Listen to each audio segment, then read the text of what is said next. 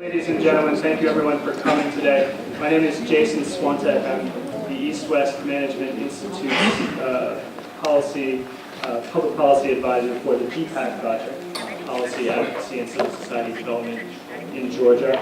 I apologize for a little bit of a late start. Of course, we have to have the obligatory media interviews, and that's very important. So thank you for bearing with us on that. On behalf of EWMI G-PAC and our co-organizers, Ilias State University and Columbia University, I want to welcome you all to moving forward, addressing Georgia's policy needs.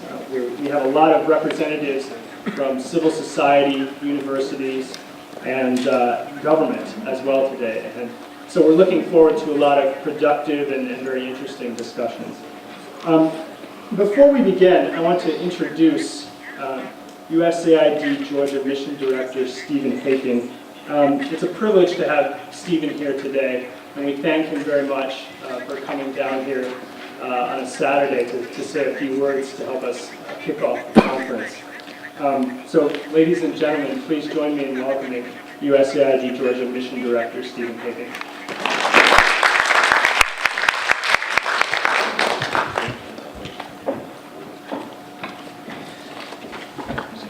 Well, thank you, Jason, and good morning to everyone.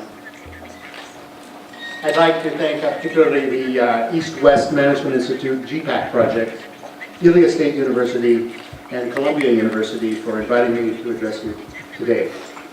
The title of this conference rightfully captures the current spirit in Georgia, moving forward.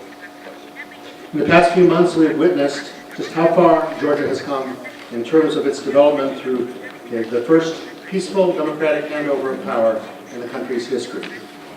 University students, Georgia's future decision makers, were active participants in this positive transition. I find it's a very exciting time in Georgia. Building on the progress of the past, many important reforms are under active consideration. We often stress to our counterparts in the Georgian government just how important it is that there be inclusive public dialogue conducted on issues of public policy. And by inclusive, we mean involving civil society, private sector stakeholders, universities, majority politicians, and politicians from the opposition, as well as groups that are quite often excluded, whether they be ethnic minorities, disabled, or others. So it is very important, because without broad understanding and acceptance, it is very difficult for meaningful and positive change to be realized. And by the same token, we also stress that once new reforms are adopted, it's very important to accompany this with the outreach necessary so that the public understands what changes have been made and these changes can take root. It is very much in the spirit that this conference has gathered Georgian and international leaders from government, academia, and civil society. This gathering demonstrates the importance of Georgia not only to the region, but to the global community.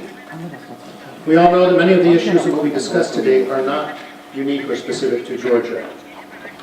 Understanding this, I commend the organizers for seeking to explore the best solutions to Georgia's challenges by reaching across sectors and across continents.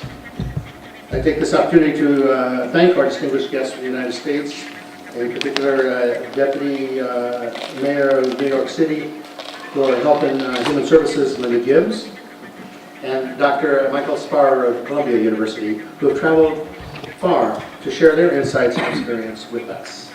The Georgian government's willingness to engage in dialogue with the public is notable, and it is extremely important in resolving the most pressing issues in Georgia. In this regard, I commend Deputy Ministers Ashil Talakvadze, Mariam Jashi, and Ilya Vityashvili, who are leading by example. It is admirable that representatives of government, civil society, and universities are coming together today to address important policy needs.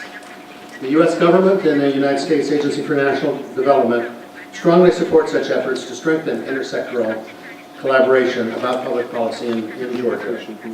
Conversations that will take place at this conference are important to establishing continuous and ongoing dialogue between these groups. The Master's Public Administration program at Ilias State University deserves particular recognition for taking the lead in organizing today's conference.